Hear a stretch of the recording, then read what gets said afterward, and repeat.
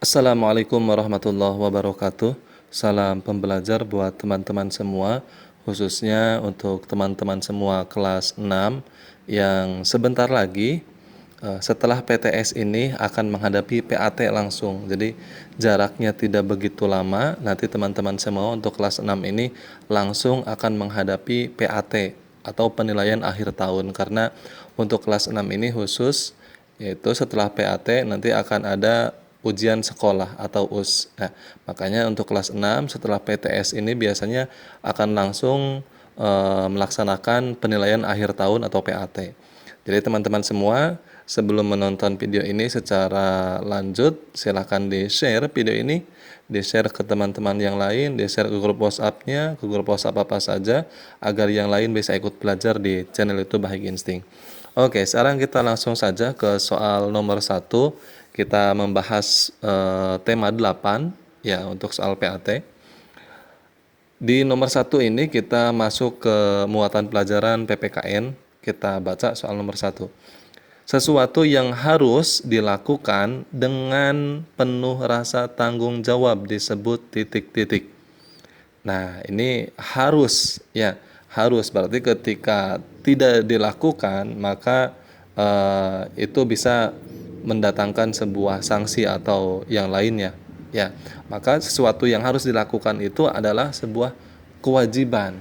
Ya, contoh dalam hal agama, ada istilah agama, ada istilah ibadah. Maka ibadah itu adalah sebuah kewajiban. Maka ketika tidak dilakukan akan mendatangkan sebuah hukuman atau dosa atau apa. Ya, maka yang harus dilakukan itu adalah kewajiban. C jawabannya, ya. Oke, sekarang kita lanjut ke soal berikutnya nomor 2. Contoh kewajiban menjaga lingkungan sekitar, yaitu kecuali. Berarti di sini yang tidak termasuk ke dalam contoh kewajiban menjaga lingkungan. Oke, sekarang kita lihat yang A, melakukan daur ulang sampah plastik. Ini termasuk ke dalam upaya atau kewajiban menjaga lingkungan, ya, karena termasuk menanggulangi banyaknya sampah plastik, yaitu dengan cara mendaur ulang. Kita cek yang B, membuang sampah di aliran sungai. Nah, ini adalah hal yang salah. Ya, kita tandai dulu yang B. Nah, berarti ini tidak termasuk ke dalam kewajiban, ya. Oke, kita cek yang C, melakukan gotong royong. Ini juga termasuk kewajiban menjaga lingkungan sekitar, gotong royong menjaga kebersihan, gotong royong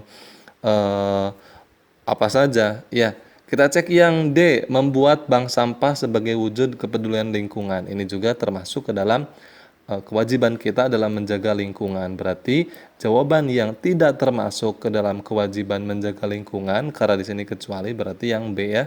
Jawabannya yang B, membuang sampah di aliran sungai. Ini adalah hal yang salah, ya. Kita langsung ke soal berikutnya nomor 3. Kesadaran manusia akan tingkah laku atau perbuatan baik yang disengaja maupun yang tidak disengaja. Nah, ini berarti kaitannya dengan kesadaran kita, ya. Kesadaran agar kita ini bersikap selalu berbuat baik, ya. Baik itu berbuat baiknya dengan secara disengaja ataupun tidak. Nah, itu apa? Nah, ini yang disebut dengan tanggung jawab. Ya, ya, tanggung jawab itu adalah kesadaran kita sebagai manusia, ya, untuk melakukan perbuatan baik. Nah, itu disebut dengan tanggung jawab. Ya. Oke, sekarang kita lanjut ke soal berikutnya nomor 4. Waduh, ini ada gambar, ya. Ada seorang bapak-bapak memakai baju rapi, akan tetapi membuang kardus yang dalamnya ada sampah, ya, ini, ya, dibuang ke sini. Nah, kita lihat sini soalnya. Sesuai gambar di atas, hak masyarakat yang tidak terpenuhi yaitu kecuali. Berarti di sini kita cari jawaban yang salah, ya. Yang bukan termasuk hak masyarakat yang tidak terpenuhi. Oke, sekarang kita lihat udara yang bersih. Nah, apakah betul ini adalah hak masyarakat yang tidak terpenuhi? Iya, Ya, udara yang bersih ketika kita lewat ke sini berarti udaranya kotor. Maka kita tidak mendapatkan hak kita sebagai masyarakat, yaitu udaranya kotor, tidak bersih. Ya. Berarti di sini adalah ini termasuk dalam hak masyarakat yang tidak terpenuhi udara bersih. Berarti ini bukan jawabannya ya, karena ini termasuk ke dalam hak yang tidak terpenuhi. Kita cek yang B, kenyamanan pejalan kaki. Nah, ketika lewat di sini apakah kita yang berjalan kaki akan merasa nyaman? Tentu tidak. Ya, berarti kenyamanan pejalan kaki juga ini adalah termasuk ke dalam hak masyarakat yang tidak terpenuhi. Ya, maka kita justru lewat ke sini ya siap-siap mencium bau, siap-siap tutup hidung, ya, atau siap-siap memalingkan pandangan kita ke arah mana agar tidak melihat sampah ini ya. Kita cek yang C, pemandangan yang indah. Ya, pemandangan yang indah. Apakah lewat ke sini kita melihat pemandangan yang indah? Tidak. Ya, justru melihat ke sini kita melihat pemandangan yang tidak indah. Ya. Nah, ini pemandangan yang indah ini hak kita sebagai masyarakat tidak terpenuhi. Ya. Sedangkan hak kita sebagai masyarakat itu adalah mendapatkan pemandangan yang indah, yang bersih. Maka ini adalah termasuk hak yang tidak terpenuhi. Nah, B. Polusi udara dari bau sampah. Nah, ini termasuk eh, hak masyarakat yang salah ya. Ini yang salah karena kecuali berarti jawabannya adalah D ya. Justru ketika kita ke sini polusi udara bau sampah ini ya menyerbu kita ya. Eh, Jarak dari sekian meter saja sudah tercium. Nah, ini termasuk ke dalam hak masyarakat yang salah ya, yang tidak terpenuhi tetapi bukan ini jawabannya. Ya, D jawabannya. Karena di sini kecuali. Oke, sekarang kita lanjut ke soal berikutnya nomor 5. Nah, ini ada gambar lagi. Ya, nomor 5 ada gambar. Ini gambar A, anak-anak yang sedang menanam pohon. Kemudian ada gambar B, ada seorang bapak-bapak ya ini sedang menebang pohon di hutan. Kemudian ada gambar C, seorang bapak-bapak sedang membuang sampah ke aliran sungai. Dan ini ada gambar D, gambar pabrik ya industri. Dan ini ada kepulan asap di atas langitnya ya. Nah, kita lihat soalnya. Dari gambar di atas, manakah yang termasuk bentuk kewajiban terhadap lingkungan? Nah, kewajiban terhadap lingkungan itu ya berarti menjaga. Ya, kewajiban kita itu adalah menjaga, merawat, membudidayakan. Ya, berarti jawabannya yang tepat yang mana? Yang A, yang ini ya. Nah, ini adalah termasuk kegiatan menjaga lingkungan atau kewajiban. Berarti jawabannya adalah A. Ya.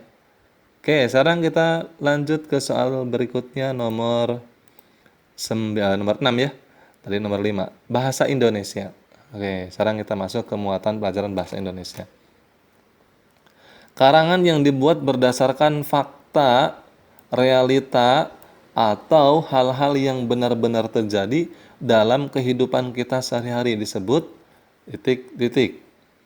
Nah, kita lihat ke sini ya. Ini berarti karangannya itu adalah karangan yang benar-benar terjadi sesuai dengan kehidupan kita. Fakta itu benar, realita itu artinya realitas ya, sesuai dengan kenyataan.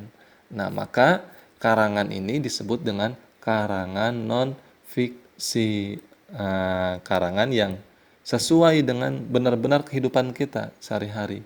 Ya, ini disebut dengan karangan non fiksi. B jawabannya. Ya.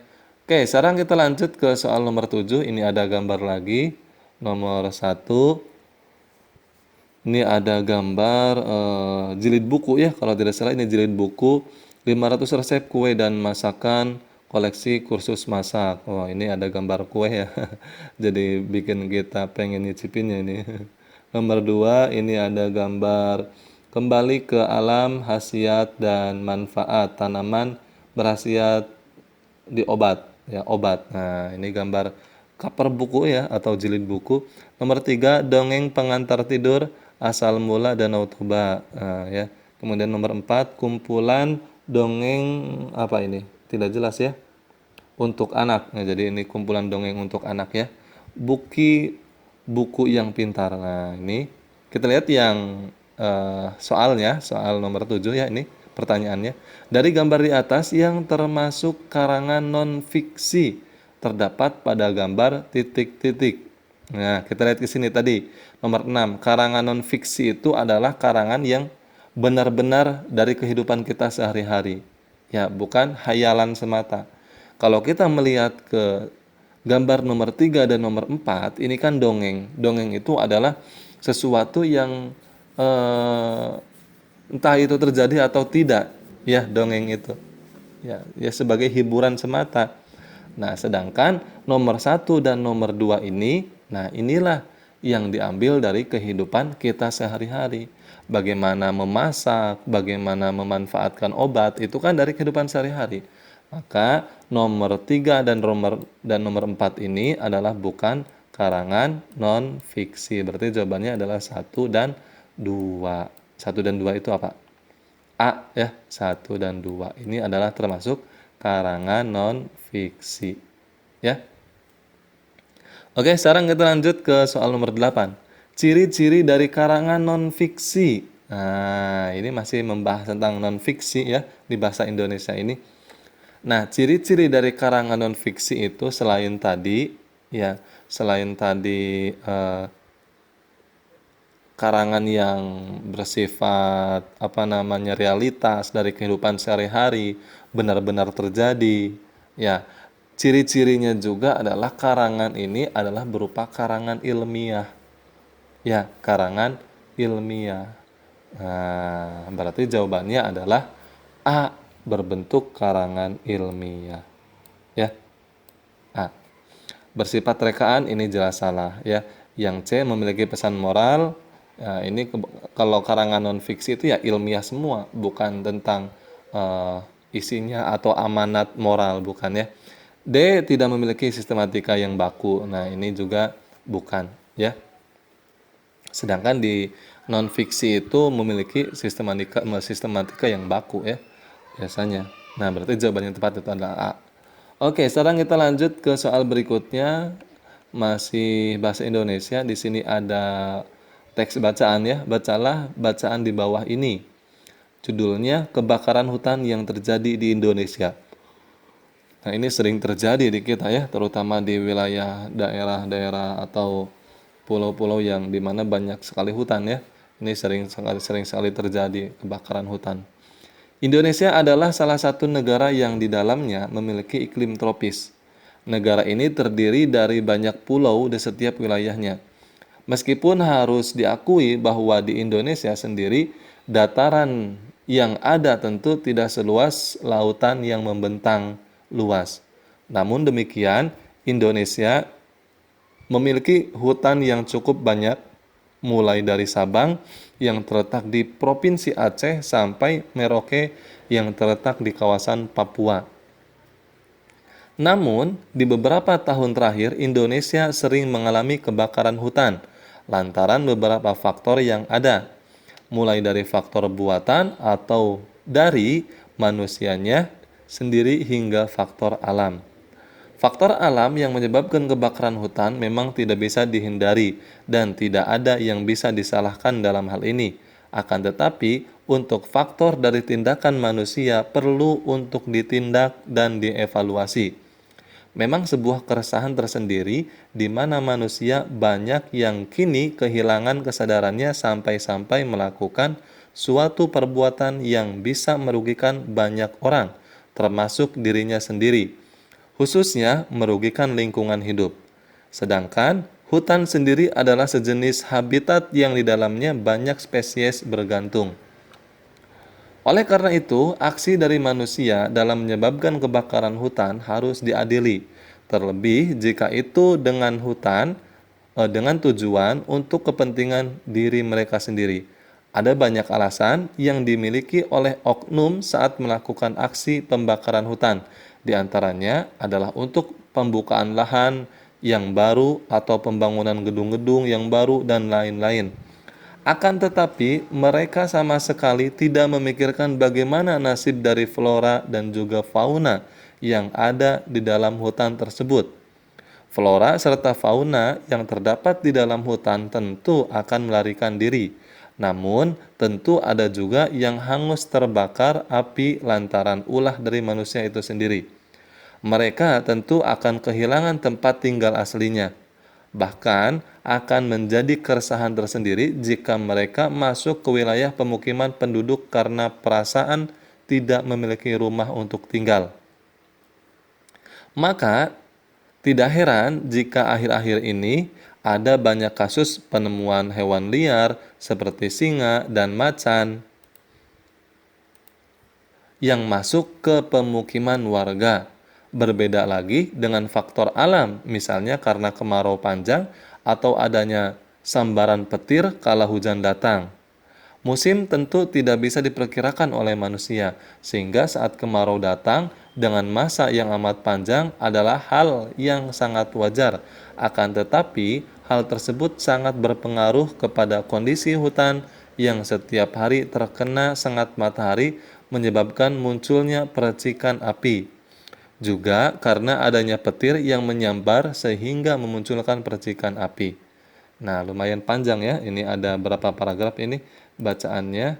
Ada 1, 2, 3, 4, dan ini terakhir 5 ya. Berarti ada 5 paragraf. Ini tentang kebakaran yang terjadi di negara kita. Ya, ada faktor alam, ada faktor buatan ya. Kita langsung saja ke nomor 9. Informasi yang kamu dapat dari bacaan di atas adalah titik-titik. A. Flora dan fauna di dalam hutan melarikan diri. B. Penyebab kebakaran hutan di Indonesia. C. Nasib flora dan fauna di hutan. D. Musim kemarau yang amat panjang. Semuanya ini dari A sampai D ada dijelaskan di dalam bacaan yang sudah kita tadi baca. Akan tetapi secara rinci dari paragraf 1 sampai paragraf 5 ini ya, ini menjelaskan dari judul juga kita sudah bisa membaca. Judulnya ini adalah kebakaran ya hutan. Nah, setelah kita baca tadi itu banyak sekali menjelaskan tentang penyebab kebakaran hutan di negara kita di Indonesia.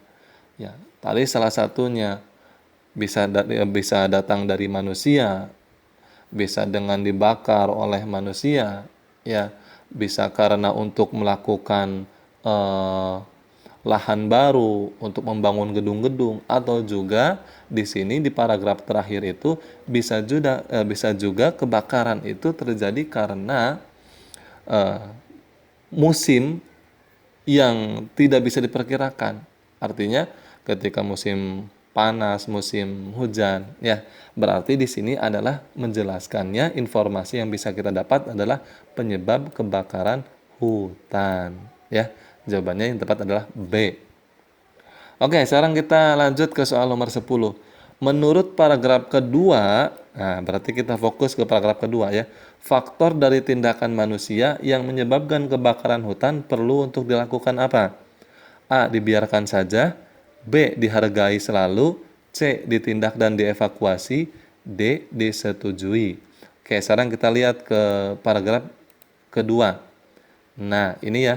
Untuk faktor dari tindakan manusia perlu ditindak dan dievaluasi. Nah, berarti jawabannya adalah ditindak dan dievaluasi. Nah, C ini ya. Jawabannya adalah C. Ya, ketika ada orang yang iseng atau dengan sengaja melakukan pembakaran hutan, ya jelas ini harus ditindak, harus dihukum. Ya. Nah, berarti jawabannya adalah C. Oke, sekarang kita masuk ke muatan pelajaran IPA untuk soal nomor 11 dan berikutnya ya. Ini muatan pelajaran IPA. Matahari tampak terbit di pagi hari dan tergenam di sore hari karena titik-titik.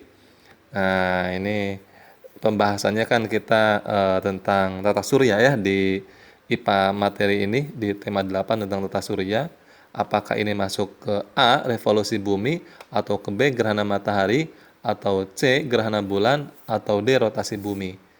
Nah, kita kan setiap hari ini sering melihat matahari terbit dari timur, kemudian ketika sore terbenam ya atau tenggelam di sebelah barat. Itu karena eh, efek dari adanya perputaran bumi pada porosnya atau yang disebut dengan rotasi bumi ya. Nah, jadi jawabannya adalah D. Ya, rotasi bumi. Oke, sekarang kita lanjut ke soal berikutnya nomor 12. Ini ada gambar ya. Ini ada gambar gerhana. Ya, kalau kita melihat ke sini ya sudah jelas ini gambar gerhana apa? Cincin. Ya, sesuai dengan pertanyaannya, gambar di atas merupakan peristiwa gerhana matahari cincin. Jadi jawabannya adalah B. Dari mana kita bisa menyimpulkan ini cincin? Ya, kita lihat saja. Di tengahnya gelap, kemudian ini seperti adanya cincin ya. Tuh, ini seperti cincin. Nah, ini berarti gambar gerhana matahari cincin. B. Ya. Oke, sekarang kita lanjut ke soal berikutnya nomor 13. Suatu peristiwa yang terjadi di mana kedudukan matahari, bulan, dan bumi berada pada satu garis lurus disebut titik-titik. Nah, di sini teman-teman semua harus bisa membedakan mana itu gerhana matahari, mana itu gerhana bulan, apa itu pengertian dari gerhana matahari, apa itu pengertian dari gerhana bulan, bagaimana posisi ketika gerhana matahari, bagaimana posisi ketika gerhana bulan.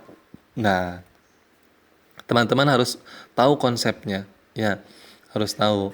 Nah, kita lihat ke sini, kedudukannya matahari, bulan, bumi, ya, matahari, bulan, bumi. Maka ketika posisinya urutannya seperti ini, matahari dulu, kemudian yang kedua bulan, kemudian yang ketiga bumi, ini adalah gerhana matahari. Ya, gerhana matahari. Kenapa? Karena matahari tertutup oleh bulan. Ya, matahari tertutup oleh bulan, maka terjadilah peristiwa gerhana matahari. Akan tetapi ketika urutannya matahari dulu, ya urutannya matahari dulu, misalkan dalam soal, kemudian setelah matahari ada bumi, kemudian setelah bumi terakhir itu bulan, baru itu adalah gerhana bulan. Ya, tetapi di sini urutannya matahari, bulan, bumi, ini gerhana matahari. Ya, jadi dipahami dulu konsepnya seperti itu. Ya, oke, sekarang kita lanjut ke soal nomor 14. Peristiwa pasang surut air laut terjadi karena titik-titik. Nah, ini kaitannya dengan gravitasi. Ya, bukan kaitannya dengan gerhana, bukan. Ya, berkaitan dengan gravitasi. Nah, gravitasi apa yang mempengaruhi pasang surut air laut itu? Ketika laut bisa pasang naik, ketika laut bisa surut. Nah, ini adanya gravitasi bulan. Nah, jadi jawabannya adalah C. Nah, diingat-ingat ya oleh teman-teman semua. Ya. Oke, sekarang kita lanjut ke soal berikutnya. Suatu peristiwa yang terjadi di mana kedudukan matahari, bumi, dan bulan berada pada satu garis lurus. Nah, ini hampir sama dengan soal nomor 13, tetapi urutannya berbeda ya. Matahari, bumi, bulan. Nah, berarti ini kebalikannya. Kalau matahari, bulan, bumi itu gerhana matahari, sesuai tadi yang dijelaskan ketika kedudukannya atau posisinya matahari, bumi, bulan, ini adalah gerhana bulan karena bulan tertutupi. Ya, jadi jawabannya adalah gerhana bulan. Diingat-ingat ya, urutannya ketika matahari, bulan, bumi itu gerhana matahari. Ketika urutannya matahari, bumi, bulan itu gerhana bulan. Ya, diingat-ingat. Oke, sekarang kita lanjut ke soal berikutnya. Ya, kita masuk ke muatan pelajaran IPS nih. Negara-negara yang menjadi anggota ASEAN kecuali berarti yang tidak termasuk ke dalam anggota ASEAN. Indonesia jelas ini adalah anggota ASEAN ya. Kemudian Singapura ini juga adalah anggota ASEAN.